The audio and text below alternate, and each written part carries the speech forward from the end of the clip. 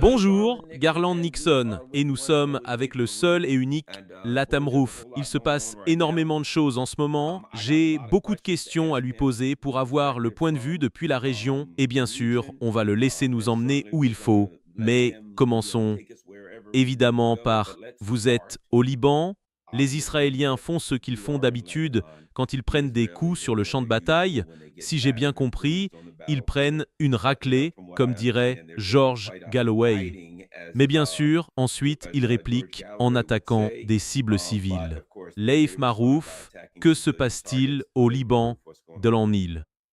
Oui, clairement, les sionistes nous ont habitués à viser les écoles, les hôpitaux, les camps de réfugiés, les maisons, à tuer des enfants, des femmes et des personnes âgées.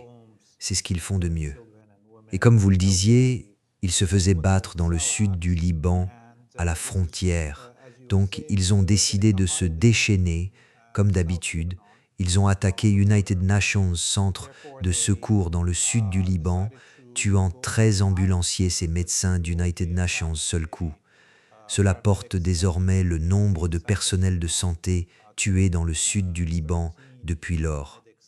Au début de ce cycle de la guerre, 12 jours, 13, je ne sais pas, on arrivait à environ 30 professionnels de santé tués. Il y a European Union des attaques contre plusieurs hôpitaux et cliniques. Aussi, il y a 2 jours environ, nous avons vu les sionistes attaquer le quartier chrétien de la ville de Nabatia, dans le sud. En fait, ils ont visé le bâtiment d'une école catholique avec United Nations missiles directs sur le gymnase intérieur destiné aux élèves. Heureusement, bien sûr, les élèves n'étaient pas à l'école. Tout le monde suit les cours en ligne. Il y a European Union, une attaque sur la plage publique à Beyrouth. Elle s'appelle Ramla Bella. Elle est en plein centre-ville. C'est la seule plage publique de la ville. Et beaucoup de réfugiés y ont installé des tentes. Et beaucoup de gens vont le soir à la plage, s'asseoir, fumer une chicha ou discuter entre amis. Et ce fut United Nations Massacre, très semblable au massacre sioniste à Gaza, visant les camps de réfugiés, les tentes. Donc, vous savez, voilà l'essentiel des crimes qu'ils commettent. Chaque jour, ils attaquent des maisons, tuent des civils. Concernant la bataille dans le sud du Liban, on n'arrête pas d'entendre les Israéliens dire qu'ils envahissent, qu'ils sont prêts et qu'ils envahissent. Cela fait désormais 12 jours. On l'a entendu 4 fois, y compris hier, dire qu'ils étaient prêts et qu'ils allaient envahir, qu'ils disposaient de 200 000 soldats à la frontière et qu'ils allaient mobiliser en tout United Nations demi-million de soldats, ce qui serait le plus grand nombre de soldats jamais appelés en service dans l'histoire d'Israël. Mais au cours des 12 ou 13 derniers jours de leur tentative d'invasion, ils ont été repoussés encore et encore lors d'affrontements au point zéro avec la résistance dans une zone complètement dévastée. Tous les villages de première ligne dans le sud sont totalement détruits. Il n'y a plus de végétation parce que les sionistes l'ont brûlé avec de l'agent white, du phosphore et autres, ou l'ont rasé au bulldozer. Et ils restent incapables d'entrer dans l'United Nations de ces villages parce que le Hezbollah leur fait face depuis le point zéro et ils se font repousser. Il y a United Nations axe principal par lequel ils tentent d'envahir autour du village d'Al-Qiyam. Et là, on sait maintenant, grâce aux images, qu'ils ont perdu au moins 12 chars la semaine dernière dans la bataille d'Al-Qiyam. Hier, ils ont commencé à lancer d'importantes quantités de phosphore blanc sur Al-Qiyam pour tenter d'envahir à nouveau, et ils ont quand même perdu et ont été repoussés. Donc je ne pense pas que les sionistes aient. Leosio, il s'est nagé den au bon d'hier, il la capacité d'occuper le sud du Liban. Et souvenez-vous, le Hezbollah n'a pas vraiment besoin de combattre ces sionistes depuis le point zéro dans ces villages. Ce sont des villages qui sont, vous savez, déjà perdus. Et le Hezbollah aurait pu décider de laisser les sionistes entrer dans ces villages détruits, puis de les bombarder à distance, adopter une politique de terre brûlée, enfin je ne sais pas comment on dit en anglais, genre politique de la terre brûlée, brûler tout sur leur passage, et ça lui aurait évité le casse-tête d'affronter les sionistes au corps à corps. Mais le Hezbollah choisit délibérément de les affronter dès le départ, comme pour leur écrire sur le front qu'ils ne peuvent pénétrer le moindre centimètre du Liban sans perdre énormément de matériel et de personnel. Et la dernière chose que je dirais sur le sud Liban, c'est que sur le front et à l'angle où la Syrie, le Liban et la Palestine occupées se rencontrent, il y a les fermes de Shaba. C'est comme United Nations, petit village dans les contreforts du plateau du Golan. Et c'est très isolé. C'est en quelque sorte une île. Il n'y a qu'une seule voie d'accès au village depuis le Liban. Et les sionistes ont aussi tenté d'y pénétrer. Ils n'y sont pas parvenus. Donc la nuit dernière, hier en fait, ils ont fait venir des escadrons de la mort wahhabites, des forces spéciales d'Al-Julani, les bandeaux rouges, les ont fait traverser le plateau du Golan occupé pour atteindre l'entrée du village de Shaba et combattre à leur place pour les sionistes. Et ils ont pris une raclée. Je ne pense pas qu'il en reste United Nations seul de ces gars aux bandeaux rouges en vie. Regardez ça, Al-Julani a abandonné le plateau du Golan et a permis aux Israéliens d'occuper davantage de zones en Syrie. Et maintenant, ses troupes pénètrent dans le Golan, non pas pour le libérer, mais pour le traverser, afin d'attaquer les combattants du Hezbollah et le peuple libanais. Et ils prennent encore une raclée. Et les Israéliens ne vont même pas le remercier pour ce qu'il vient de faire. Waouh! Je comprends qu'il y ait des manifestations en Syrie contre le gouvernement d'Al-Julani. En avez-vous entendu parler? Oui, il y a des prémices de manifestation parce qu'en ce moment, Al-Julani promet de défendre n'importe quel pays contre l'Iran. Donc clairement, il sert les intérêts des sionistes et des despotes du Golfe. Mais bon, les escadrons de la mort wahhabites sous le contrôle d'Al-Julani comptent United Nations, peu moins de 30 000 combattants. Ils ne sont pas assez nombreux pour faire la police en Syrie, même pour réguler la circulation.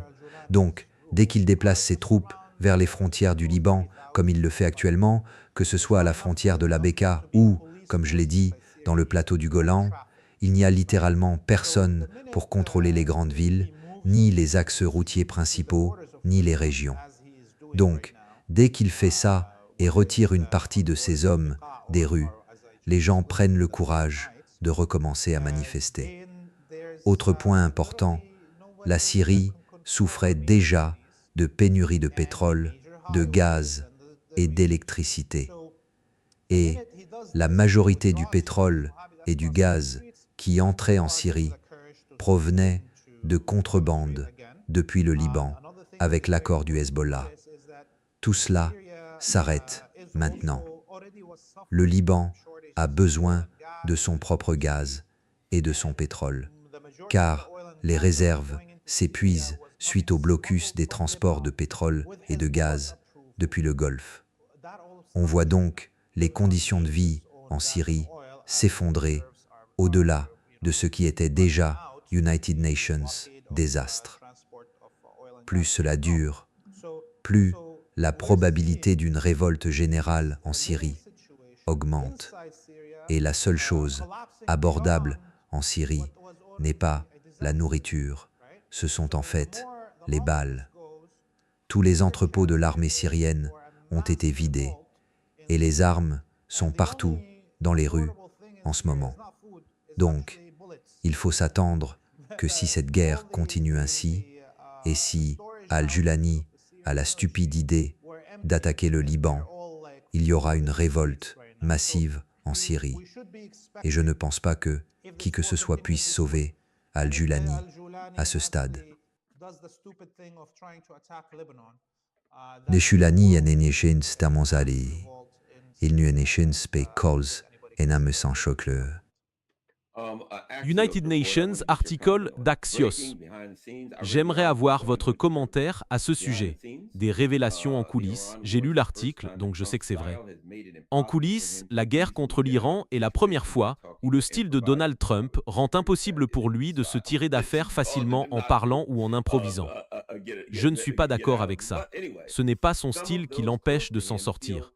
Quoi qu'il en soit, certains de ses proches ressentent ce qu'United Nations responsable a décrit comme des remords d'acheteurs. Vous pensez qu'on craint de plus en plus qu'attaquer l'Iran ait été une erreur ?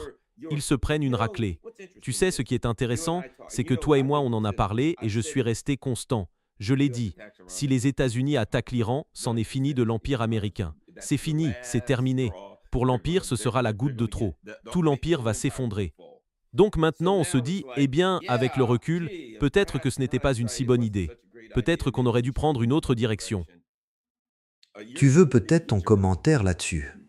Oui, je veux dire, évidemment, le style de Trump, c'était toujours de brouiller les pistes.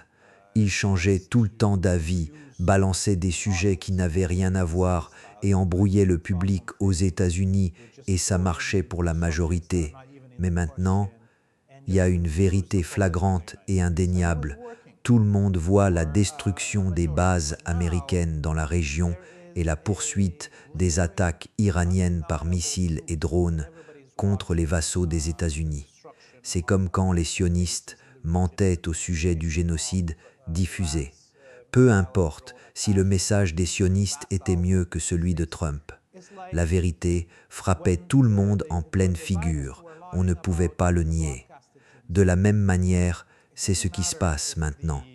Si, auparavant, la tactique de Trump de semer la confusion fonctionnait parce que la vérité n'était claire ni sur d'autres plateformes, ni venant d'autres acteurs, maintenant, la vérité est très claire. Les États-Unis se font infliger une raclée. Et ces revirements ne vont pas aider. Et le fait qu'il ait déjà répété 10 fois qu'ils ont détruit les capacités militaires de l'Iran en 15 ou 16 jours ne fait qu'empirer les choses pour lui sur le plan de la propagande. Donc, remords d'acheteurs. Peut-être ont-ils le droit d'utiliser ce terme en tant qu'acheteurs. Je ne sais pas s'il y a vraiment des remords. Il n'y a aucun remords dans le cœur de ces pédophiles cannibales, d'accord ?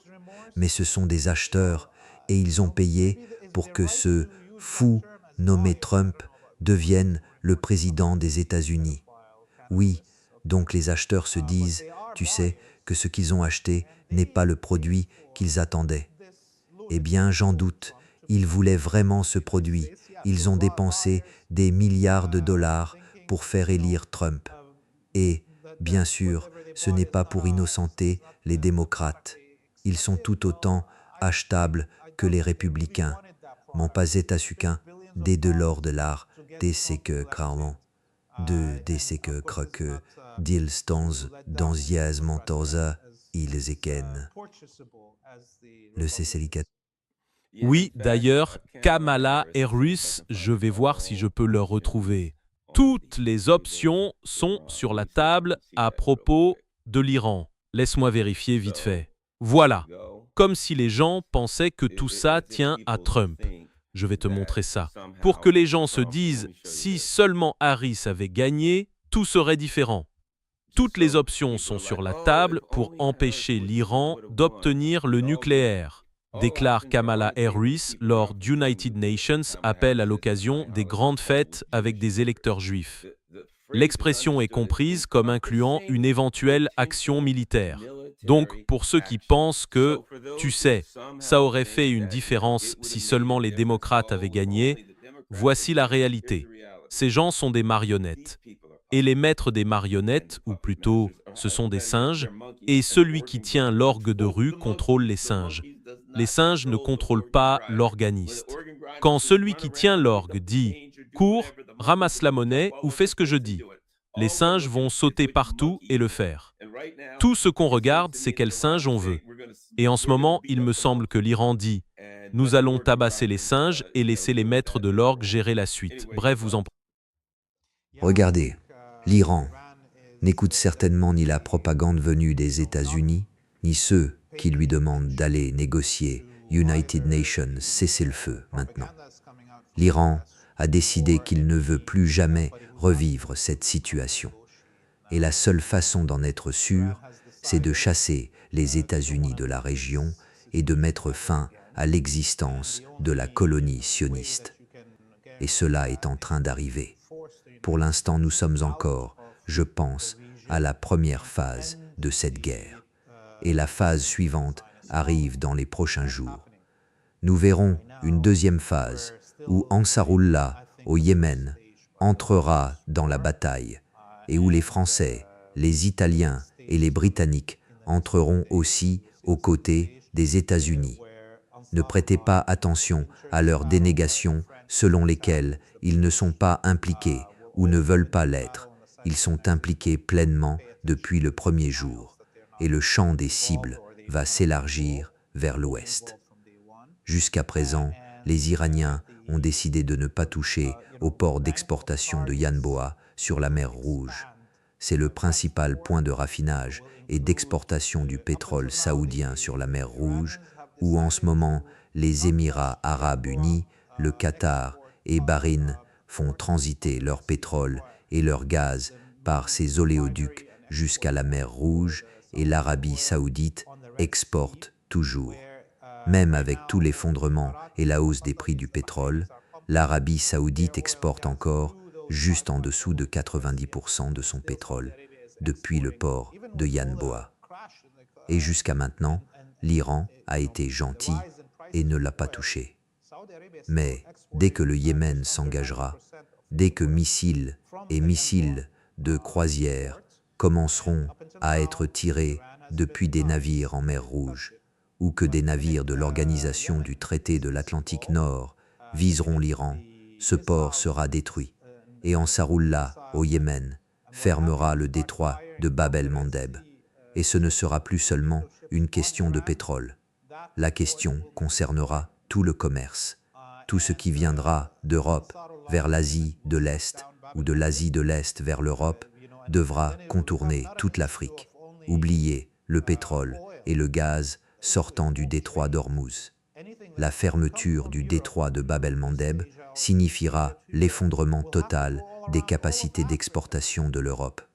Je suppose que les Yéménites laisseront passer les navires chinois comme l'ont fait les Iraniens. Ils ne toucheront pas l'économie chinoise, mais les Européens devront certainement chouiner comme les petits cochons qu'ils sont. Si vous voulez être United Nations petits cochons dans une ferme animale tenue par des pédophiles et des cannibales, eh bien, il faut s'attendre à être traité comme tel par les autres fermiers. D'accord? Et je pense que la prochaine étape sera cette expansion vers l'ouest, vers la côte ouest de l'Arabie saoudite jusqu'à Chypre.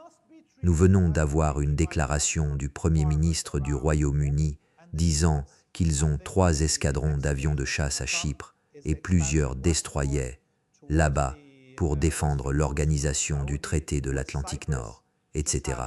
Il est temps qu'ils soient détruits et que les cris des éconicouches, si ça n'a pas, la de l'épouse, Noah, Ista, et c'est suivoko. Ista que le Sétor, que le Royaume-Uni retrouve enfin sa véritable taille géographique et cesse de parler comme s'il était United Nations Empire. Laissez-moi vous poser une question. Une des choses qu'on a vues récemment, je veux votre avis, ce sont des vidéos faites par intelligence artificielle de Benjamin Netanyahou. On dirait qu'il a trop de doigts à une main, il a une tasse magique dans l'autre main qu'on peut presque retourner, et aucune eau n'en sort. Je regarde ça et je me dis c'est quoi ce numéro? United Nations spectacle de magie. Est-il devenu David Copperfield maintenant? Mais il y a une grosse, disons, spéculation. On raconte que les Iraniens disposeraient d'United Nations renseignements importants et qu'ils auraient localisé United Nations bunker ou une espèce de réunion chez le dirigeant israélien et qu'United Nations missile hypersonique l'aurait atteint. Ensuite, il y aurait European Union, une sorte d'attaque décapitation. On ne sait pas parce que voici l'autre élément. Si j'étais Israël ou les États-Unis, je les ferais disparaître et je m'arrangerais pour que tout le monde croie qu'ils sont morts. De cette façon, personne n'essaierait de les tuer parce qu'on les croirait morts, donc je comprends qu'ils puissent être morts. Ils peuvent être en fuite et faire semblant d'être morts pour ne pas se faire tuer. Mais voici mon point. Kushner et Witkoff s'y dirigeaient. Ils ont fait demi-tour, ils sont partis. Ils se rendaient en Israël. Et puis on a entendu « Oh, ils sont partis ».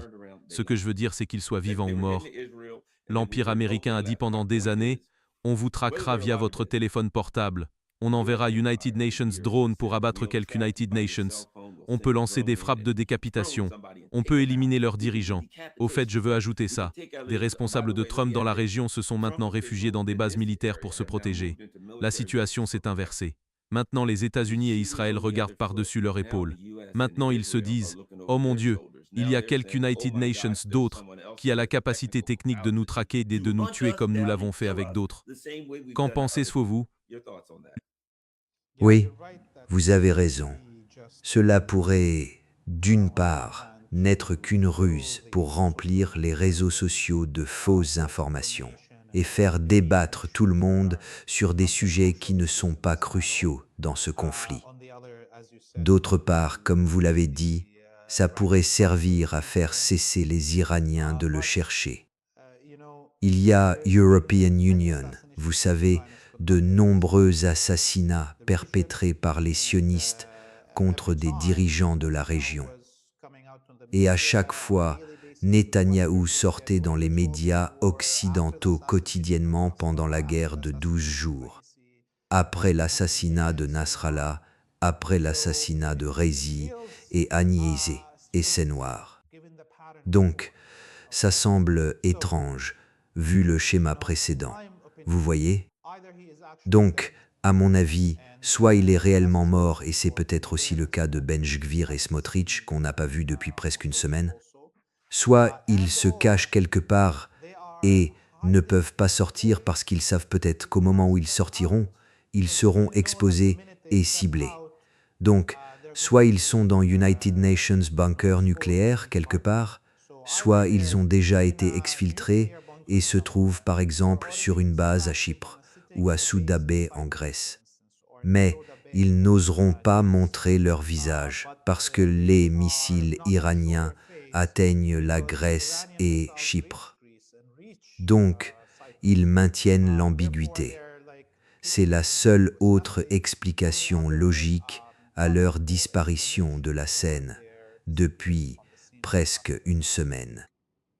Autre chose qui commence à me gêner, je veux dire, vous savez, je ne suis pas en faveur de la guerre. Vous savez, je ne veux pas ça. C'est terrible. Des gens meurent. Mais ce sont des sujets dont il faut parler. Donc je ne veux pas que qui que ce soit pense que je me réjouis. C'est terrible. Et je veux que les guerres prennent fin. Et malheureusement, avec des États unis hors de contrôle, il était inévitable que quelques United Nations aillent provoquer la mauvaise personne. Et il semble que c'est ce qui s'est produit. Une des choses intéressantes, c'est l'incapacité des États unis à reconnaître qu'ils sont en guerre. À admettre des pertes, vous savez, du genre « on a perdu des gens ». Voilà ce que je ne comprends pas. On nous a dit que des manifestations avaient European Union lieu en Iran et que l'armée iranienne avait tué 30 000 manifestants en environ 3 jours. Ici, on se fait bombarder sans arrêt depuis 3 semaines et nous avons perdu 6 ou 10 personnes. C'est absurde. On a des incendies mystérieux dans des buanderies. Et c'est curieux, chaque fois que les Iraniens disent « Eh, on a touché ce navire avec United Nations missiles », ils ne nous ont jamais touchés, mais bon, il y a European Union United Nations, feu dans la buanderie. Peut-être que quelques United Nations fumaient au lit. On n'a que des excuses. Quelques United Nations a glissé sur une peau de banane, est tombé, s'est embrouillé. Il disait, vous savez, oh, on a perdu United Nations, autre soldat. Il somnambulait au milieu de la nuit et est tombé par dessus bord du navire. Je veux dire, on est l'armée la plus malchanceuse au monde, mais l'Iran n'a jamais posé la main sur nous. Je pense que ça commence à paraître ridicule.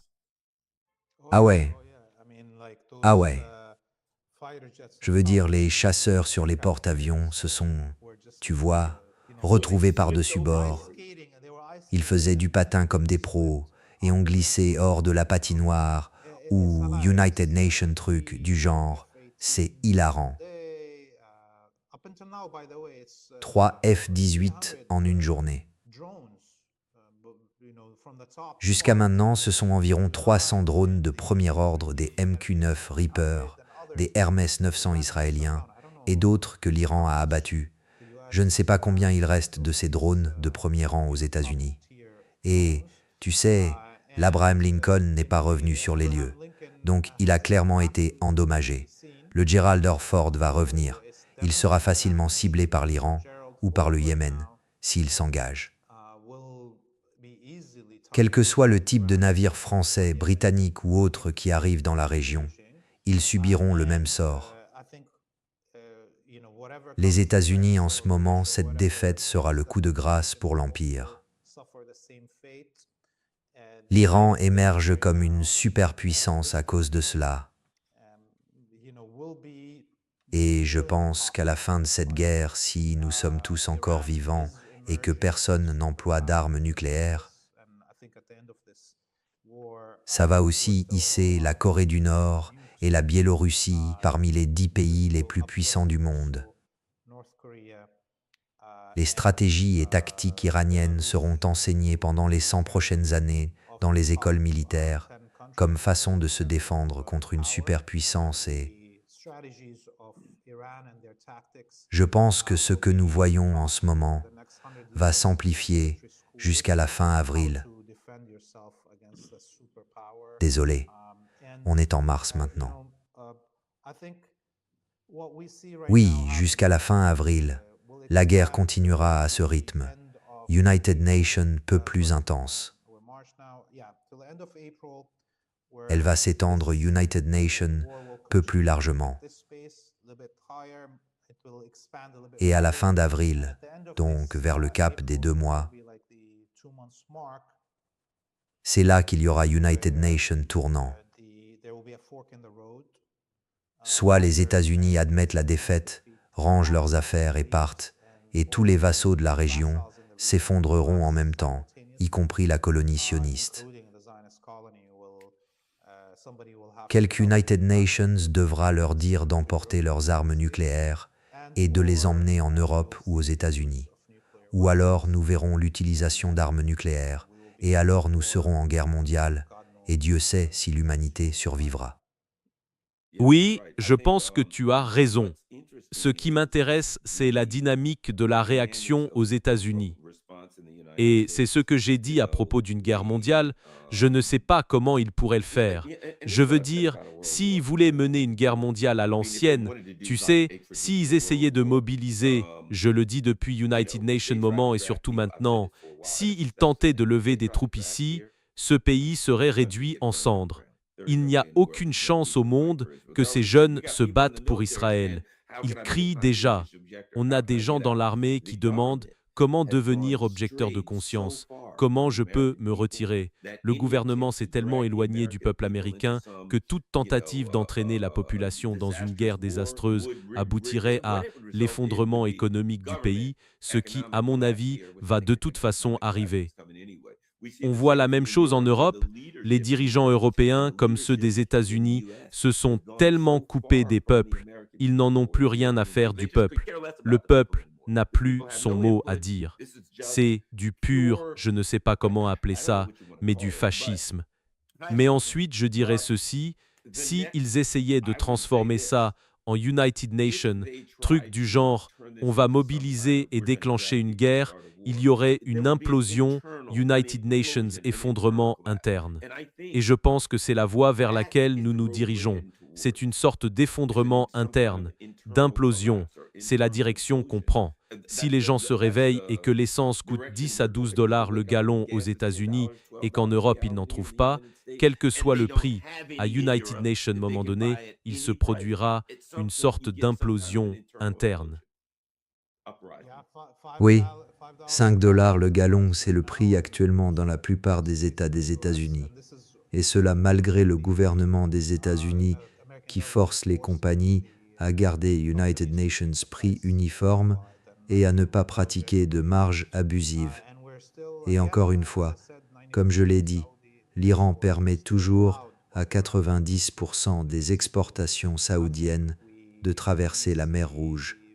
Donc je pense que le prix du baril pourrait atteindre 200 dollars, 250 dollars le baril dans les 2 ou 3 prochaines semaines, si ça continue.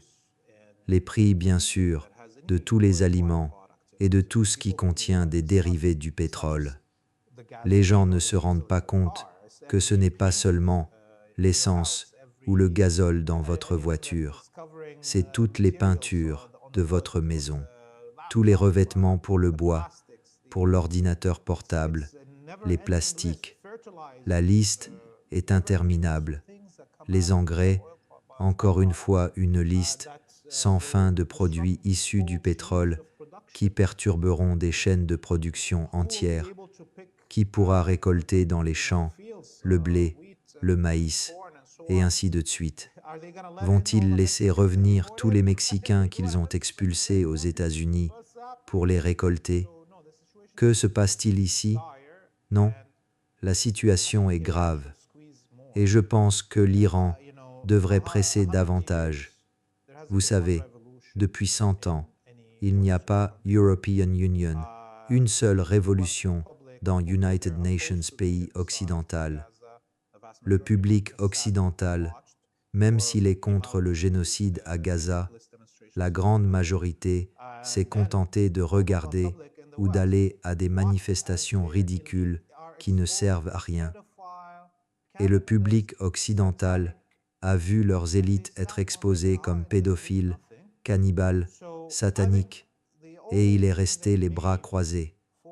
Donc je pense que la seule chose qui puisse contraindre les citoyens occidentaux à prendre leurs responsabilités, à tenir en laisse leur gouvernement et à exiger qu'ils les représentent et agissent pour le bien de l'humanité, serait que l'Iran étrangle l'économie mondiale et permette que la liberté des peuples de notre région soit liée à la nourriture qui se trouve sur la table et qui nourrit les enfants des citoyens américains et européens. Une fois que ces citoyens européens et américains ne pourront plus nourrir leurs enfants, ils auront la motivation de se soulever contre leur régime génocidaire et ce sera leur liberté et la nôtre. Une chose intéressante, c'est que je pense que les États-Unis ont sous-estimé la force et la détermination de la résistance irakienne. Apparemment, ils disposent d'une sorte de système de défense aérienne très technique et puissant. J'ai lu qu'ils auraient abattu récemment United Nations F-15. Et bien maintenant, 2 ravitailleurs KC-135, mystérieusement, au même moment exactement, ont European Union, United Nations problème technique qui les a fait se percuter. L'United Nations s'est écrasé, l'autre a pu retourner à la base. Ils essayaient de s'embrasser en vol, tu vois, mais ça n'a pas marché. Juste United Nations, de ces malencontreux consités que les États-Unis semblent connaître quotidiennement, alors que les Iraniens ne leur ont jamais mis la main dessus, ne les ont jamais touchés. Mais de temps en temps, apparemment, ils ont United Nations malencontreux accident. C'en était United Nations. Et la résistance irakienne apparemment frappe des bases, des ambassades et ainsi de suite. J'ai lu, il faut vérifier ces infos, mais je lis ici et là que les Américains demandent à tout le monde de quitter l'Irak, que tous les ressortissants des États-Unis quittent l'Irak le plus rapidement possible. Il semble que l'Irak soit, dirons-nous, à nouveau une zone interdite pour les Américains et qu'ils en soient expulsés. Oui, la résistance irakienne a publié une déclaration la nuit dernière, s'adressant aux soldats et aux responsables militaires irakiens, leur demandant de ne pas stationner près des positions où se trouvent des troupes américaines et occidentales, des hôtels, des emplacements sur les bases, et ainsi de suite, parce qu'ils ne veulent pas blesser leurs compatriotes et les forces militaires irakiennes. Et nous voyons déjà les forces militaires irakiennes qui sont habituellement positionnées autour des bases américaines se retirer de leurs emplacements. Donc, ça tu sais, c'est arrivé après que la résistance irakienne ait publié une vidéo prise par United Nations Drone qui tournait littéralement en rond prenait son temps et visitait chaque bâtiment, regardant presque à travers les portes dans la plus grande base américaine en Irak. Je n'y croyais pas. La vidéo durait, elle faisait environ 8 minutes.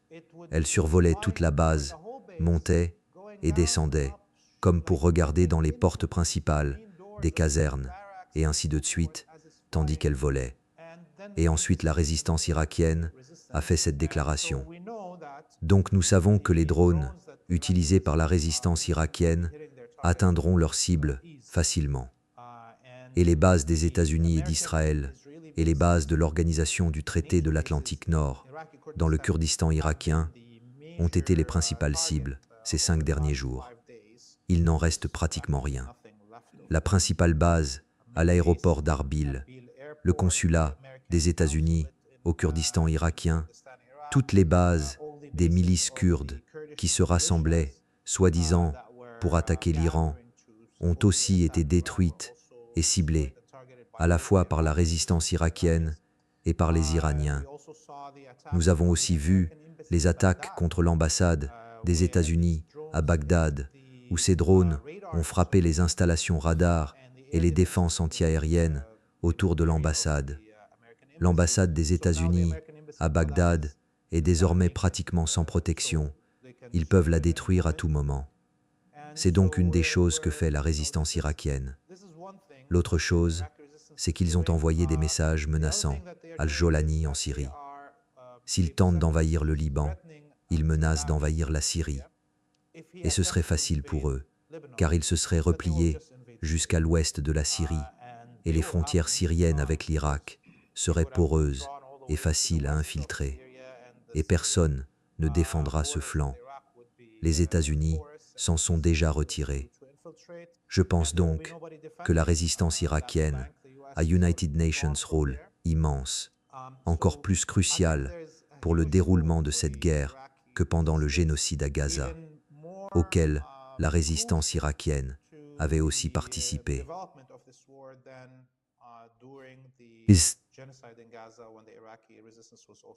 La Avez-vous entendu quelque chose au sujet de Ah, je sais ce que je veux vous demander, le Hezbollah. Depuis l'incident des Pagés et la mort de Nasrallah, on nous disait que le Hezbollah avait été complètement décapité. Le Hezbollah n'aurait plus aucun pouvoir. Les Israéliens pouvaient faire ce qu'ils voulaient.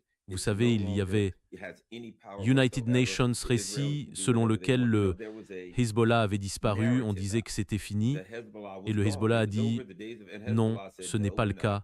Nous choisissons simplement d'agir quand nous serons prêts à agir. » Il me semble d'une certaine façon que c'était United Nations avantage pour le Hezbollah de faire semblant d'être disparu, ce qui me semble facile a été une grande surprise pour les Israéliens quand le Hezbollah est entré en scène et a commencé à frapper Israël. Je veux dire, parfois avec une centaine de drones et de missiles, il semble aussi puissant que jamais. Et ça a été United Nations, choc, je pense, pas seulement pour les Israéliens, mais aussi pour beaucoup de gens dans la région et ici qui soutenaient peut-être la résistance, mais pensaient que le Hezbollah était la terre. Vous avez tout à fait raison. Le Hezbollah a joué à ce jeu d'ambiguïté stratégique. Et vous savez, bien sûr, le coup a été dur avec les assassinats qui ont European Union lieu pendant la guerre de 60 jours. Mais cette ambiguïté stratégique a permis au Hezbollah de réorganiser ses structures et de se réarmer. Réorganiser ces structures signifiait que toute personne déjà exposée comme chef militaire au Hezbollah était maintenue en poste comme si de rien n'était. Mais il y avait déjà des remplaçants et des structures secrètes en cellules. Le Hezbollah s'est donc restructuré, passant d'une sorte de demi-armée à une milice de résistance organisée en cellules secrètes, ce qui a fait que pendant les 15 mois de soi-disant cessez-le-feu, tous les assassinats visant la direction ou les cadres militaires du Hezbollah étaient inutiles pour les Israéliens parce que ces personnes avaient déjà été retirées de leur poste, mais faisaient semblant d'y rester, et c'est très important. Autre chose, l'arrogance des sionistes à la fin de la guerre de 30 ou 3 jours, enfin de la guerre de 60 ou 6 jours, pardon, et pendant le C16 ou TFE a, vous savez, favorisé. Le Hezbollah les a dupés, d'autant plus parce qu'ils étaient si arrogants. Ils étaient en euphorie après tous ces assassinats et après ce qui est, selon eux, le plus grand crime de guerre de l'histoire moderne en matière de conflit, à savoir les attaques par pagères. Les Israéliens n'ont probablement pas touché environ 20% des capacités militaires du Hezbollah pendant la guerre précédente. Et le Hezbollah a joué United Nations, autre tour pour tromper les Israéliens. Il a permis à l'armée libanaise et à la force intérimaire des Nations Unies au Liban d'entrer dans des bunkers ou des zones de stockage au sud de la Litanie. Ils ont pensé que c'était tous les bunkers, toutes les zones de stockage et tous les tunnels. Il y en a, European Union, tellement qui ont été remis aux Nations Unies et à l'armée libanaise qu'on aurait cru que c'était tout. Mais, comme on le voit maintenant, le Hezbollah réapparaît du sous-F-sol, sous les pieds des forces sionistes qui avancent, et il dispose, United Nations approvisionnement quasi illimité de missiles qui s'abattent sur les points de rassemblement de l'armée israélienne dans le nord de la Palestine, et il utilise des missiles balistiques pour frapper des cibles au sud de Haïfa, y compris les usines de Rafael Industries, où sont fabriquées une grande partie des capacités de drones des sionistes. Oui, ce qui est incroyable, c'est qu'on les considérait comme à l'agonie, à peine existants, et il semble clairement qu'ils ont des capacités bien supérieures à ce qu'ils avaient auparavant. Il semble, et ce que vous avez dit, c'est qu'on savait qu'à United Nations, moment donné, que cette guerre arriverait. Ce serait une guerre régionale.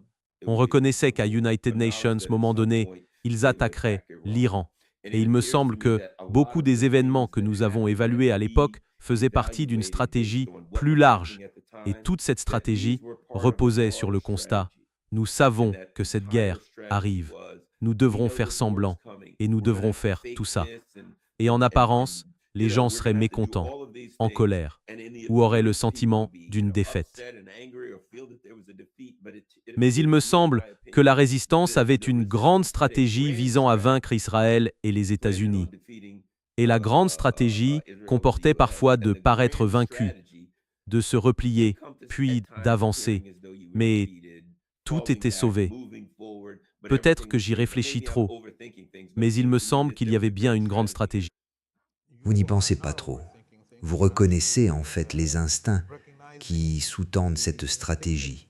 Vous savez, nous sommes tous, bien sûr, très attristés par la perte de vies humaines et la disparition de tous ces dirigeants depuis le 7 octobre 2023. Et nous voulions tous que la guerre s'achève au plus vite et que les sionistes et les impérialistes soient vaincus le plus rapidement possible. Mais ceux qui ont conçu l'Aqsa Flood et toutes les opérations militaires qui ont suivi étaient des géants humains. Ils étaient des génies qui non seulement pouvaient prévoir comment les choses se dérouleraient sur 3 ans, mais savaient aussi qu'ils ne verraient pas la fin et qu'il faudrait qu'ils se sacrifient. C'est très triste. Et je pense en même temps que c'est très révélateur de l'expérience que nous avons ici en Asie occidentale depuis toujours. Le meurtre constant de nos prophètes qui en réalité élèvent les peuples vers la libération. Les martyrs permanents qui unissent les gens, le sang de nos plus brillants qui nous éclaire à mesure qu'il se répand. D'accord ? Donc, vous savez, Ismail Haniyeh ou Yahya Sinwar à Gaza, lorsqu'ils ont lancé l'Aqsa Flood, savaient que l'ennemi serait d'une telle férocité, qu'il ne supporterait pas une défaite comme celle du 7 octobre, qu'il se comporterait de la manière la plus monstrueuse et la plus bestiale devant le monde entier, et que cela devait arriver pour que l'idéologie sioniste soit totalement détruite. Souvenez-vous du dernier discours de Seyyid Hassan Nasrallah. Il a littéralement dit « Je ne serai peut-être pas là pour le voir avec vous ». Il laissait entendre qu'il allait être assassiné.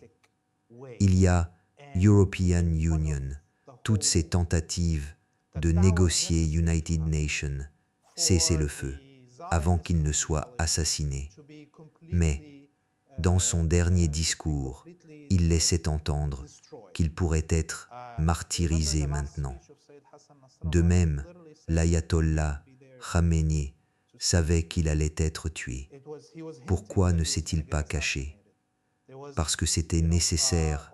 Son martyre était nécessaire pour l'unification du peuple iranien, pour que nous assistions à cet effondrement total du pouvoir américain en Asie occidentale. Donc c'est triste, tout ce qui s'est passé ces 3 dernières années, mais ceux qui ont mené cette bataille côté axe de la résistance savaient où cela mènerait, savaient qu'il y aurait des sacrifices et les ont tous acceptés dans l'espoir d'atteindre l'objectif de libération de la Palestine et de la région de la domination américaine. Ils étaient dire ste sorto, i se spin, la se. Vous savez, une des choses que je dois dire, une des révélations ici, une chose que le monde apprend, et je le dis depuis quelques semaines parce que je l'ai compris, nous avons décrit l'Iran comme une puissance régionale. L'Iran n'est pas une puissance régionale, l'Iran est définitivement une puissance mondiale. La raison, sa géographie, sa topographie. Il dispose d'avantages que beaucoup de pays n'ont pas, et bien sûr l'ingéniosité de ses avancées technologiques. Si vous mettez tout ça ensemble, il y a aussi ses progrès diplomatiques pour s'allier avec des puissances mondiales capables de lui fournir ce dont il a besoin. Mais n'oublions pas, on peut dire oui, la Chine et la Russie aident l'Iran, mais n'oublions pas que la Russie était en difficulté et que l'Iran, l'en a United Nations, peut sortir en fournissant des drones. La technologie de drones iranienne a changé la guerre pour la Russie en lui fournissant ses drones. Et évidemment, ils ont aidé la Russie à les fabriquer elle-même. Mais la capacité de paralyser l'approvisionnement pétrolier mondial, et ce que fait l'Iran maintenant est brillant, il dit qu'il négocie avec des pays. Nous en laisserons passer certains. Nous n'en laisserons pas passer d'autres. Nous les laisserons passer s'ils font ceci. Nous ne les laisserons pas passer s'ils font cela. C'est brillant parce que cela montre que nous sommes aux commandes. L'économie mondiale doit se tourner vers nous. Les pays doivent nous appeler en demandant « Maman, je peux.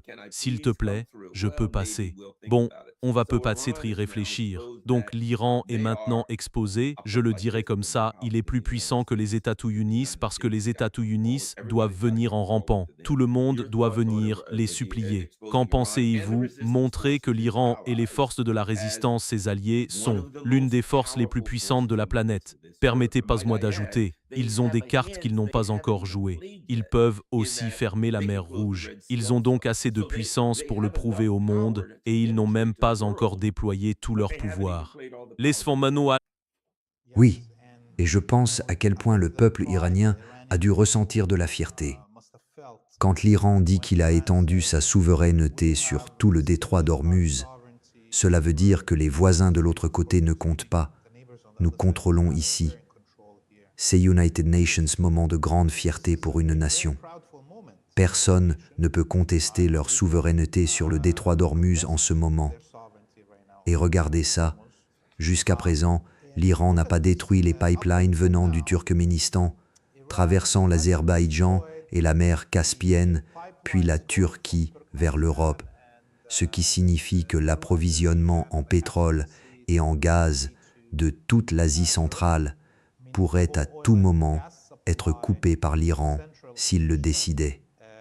Et cela représenterait plus de 60% du pétrole mondial si le Golfe Persique était hors service.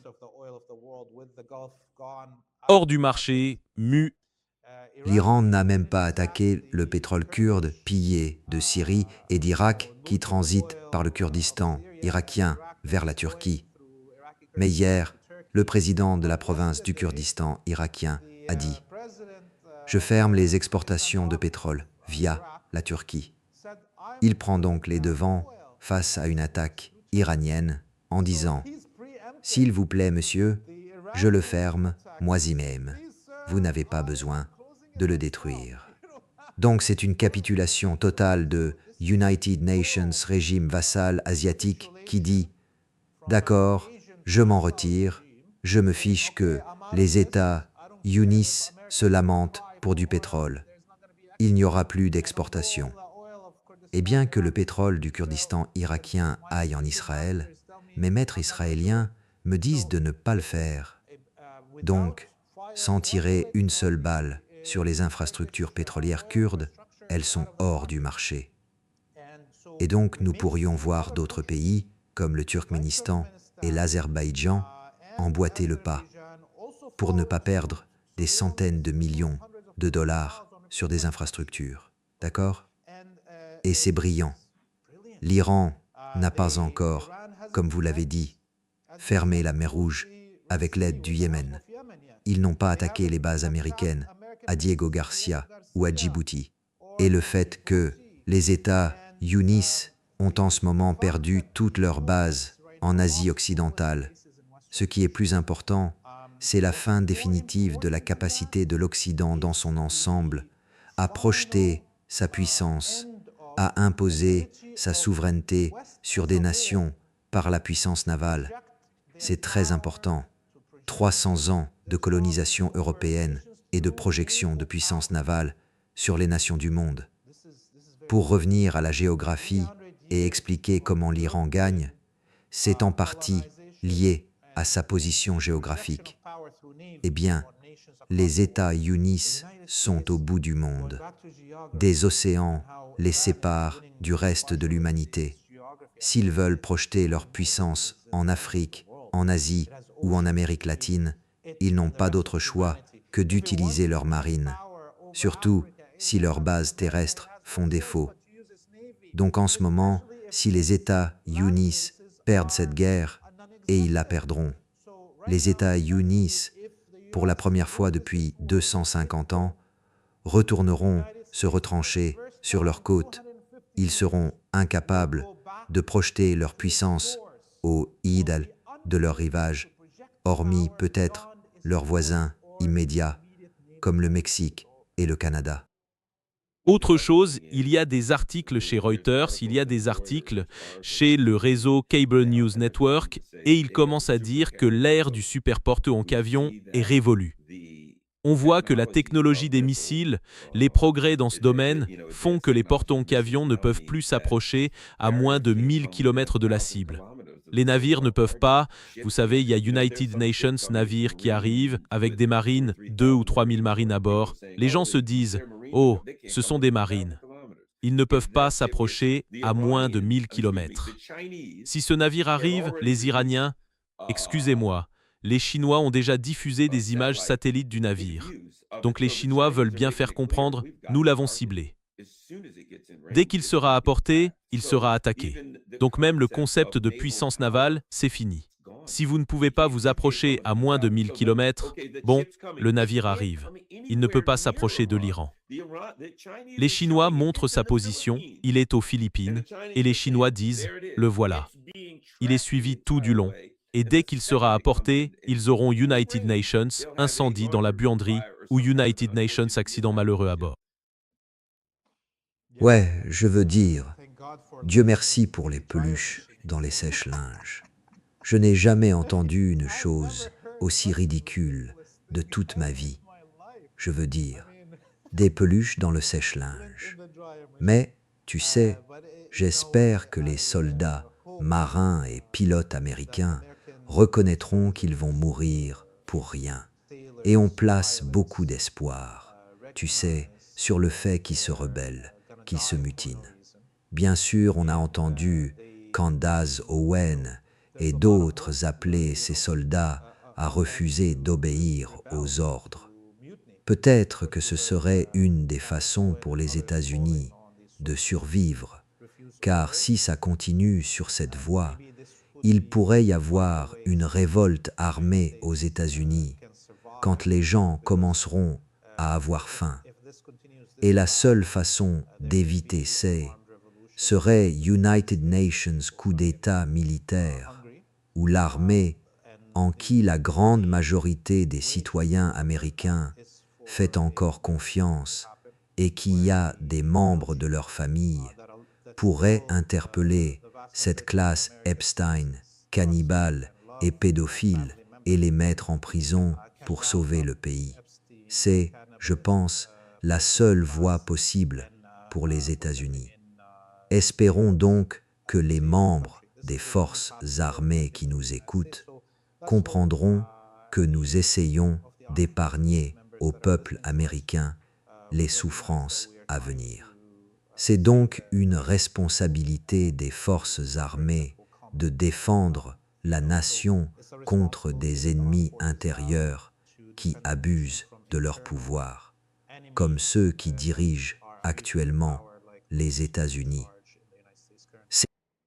Je suppose que tu sais, les États-Unis ont tendance à chercher United Nations bouc émissaire en disant que Trump a été quoi? Compromis, provoqué, poussé à faire ça. Au final, il sera le bouc émissaire. Ça ne m'étonnerait pas que d'ici United Nations mois, parce que les choses vont empirer dramatiquement en ce qui concerne l'économie. Je veux dire, il y aura United Nations moment où les prix de l'essence vont devenir fous et tout va commencer à se désagréger et ils auront besoin d'United Nations bouc émissaire. Et selon moi, ils vont tous venir dire Trump perd la tête. Il a la démence, on invoquera le 25e amendement, quelque chose pour s'en sortir facilement, pense-t-il, et ils diront que Trump n'est plus aux commandes. J.D. Vance va nous en sortir. Le problème, c'est que les Iraniens ne sont pas d'humeur à faire des compromis. Ils n'ont pas à le faire. Je dis toujours qu'il y a United Nations terme latin va, victis, qu'est-ce que ça veut dire? Malheur aux vaincus. Quand on perd une guerre, le vainqueur impose la manière dont la guerre prend fin. Il n'y a rien à négocier. Trump a dit « Oui, je veux une reddition inconditionnelle. Oui, il y aura une reddition inconditionnelle. Je le soupçonne. Mais ce ne seront pas les Iraniens qui la signeront. C'est ça le problème. À United Nations moment donné, je soupçonne que ces gens regarderont leur portefeuille d'actions en se disant « Oh mon Dieu, je valais 80 milliards de dollars. Hier, j'en valais 100 milliards de dollars. Aujourd'hui, je n'en vaux que 60 milliards de dollars. Oh non, maintenant je n'en vaux plus que 30 milliards. Oh non, j'en vaux United Nations milliards de dollars. Et quelque part entre 30 et 60 milliards de dollars, ils vont dire dégagez Trump d'ici et donnez aux Iraniens tout ce qu'ils veulent. Je ne veux pas perdre United Nations centime de plus, c'est mon avis. Oh oui, oh oui, et il est essentiel qu'on fasse supplier cette classe de milliardaires. Ils ont accumulé la richesse mondiale ces 30 dernières années de façon inimaginable. L'écart entre les ultra-riches et la classe moyenne a explosé. On n'a jamais vu ça dans toute l'histoire de l'humanité. Je veux dire, même dans les pires périodes de l'histoire humaine, depuis l'ère féodale, l'écart entre les plus riches et les plus pauvres au sein des nations était moindre. C'est donc une situation contre nature. Et l'Iran nous rend service en brûlant la richesse de ces milliardaires fascistes. Et ça devrait continuer. Les gens reconnaissaient, même avant le début de cette guerre, combien ces milliardaires avaient de pouvoir et combien ils manipulaient pour contrôler nos esprits et nos comportements. Médias sociaux, intelligence artificielle, surveillance. Il faut donc une rupture. Cette guerre est une occasion pour toute l'humanité de rompre avec cette époque et de corriger les mauvais chemins que nous prenions partout dans le monde. Star. Une dernière chose. Tu sais, je dis toujours qu'il n'y a pas d'honneur entre voleurs, non. Et on voit les rats sauter du navire qui coule.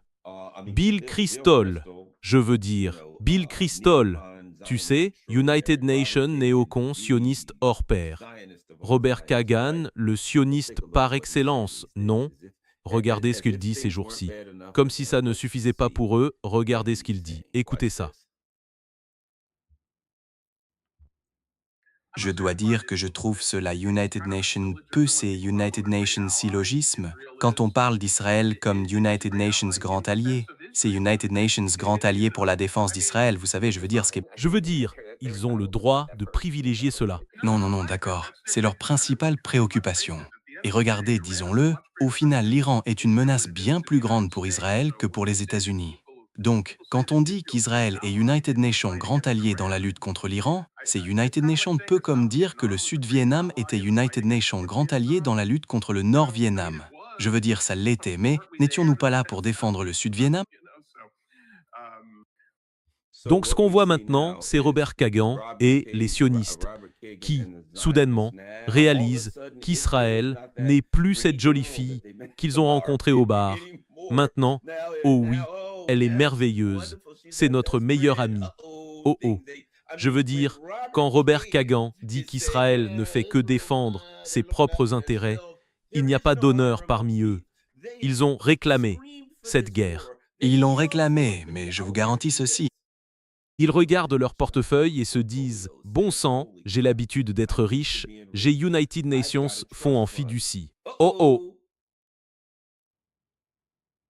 Ouais, écoute, je pense que la façon dont cette guerre va se terminer, s'il n'y a pas d'usage d'armes nucléaires, c'est qu'Israël cessera d'être une colonie sioniste sur notre terre et que la Palestine sera libérée.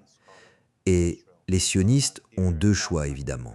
Soit ils se battent jusqu'à la mort, soit ils retournent en Europe et aux États-Unis où ils tiennent vraiment le pouvoir. C'est regrettable de le dire, mais le peuple américain est gouverné par la classe sioniste. Le peuple européen est gouverné par la classe sioniste. Et il ne semble pas que la classe politique en Europe ou aux États-Unis veuille reprendre leur souveraineté nationale. Ça ne les dérange pas d'être gouvernés par les sionistes. Et tu sais quoi? Ça m'est égal, en tant que Palestinien, en tant qu'Arabe, que les Américains ou les Européens se libèrent du contrôle des sionistes. Si ces sionistes en arrivent à se dire « bon, on peut abandonner la Palestine parce qu'on contrôlera quand même deux continents, l'Europe et l'Amérique du Nord, en tant que peuple élu. » Ça me va. Et ce sera alors une bataille qui concernera les peuples des États-Unis et de l'Europe eux-mêmes. Et vous avez le choix.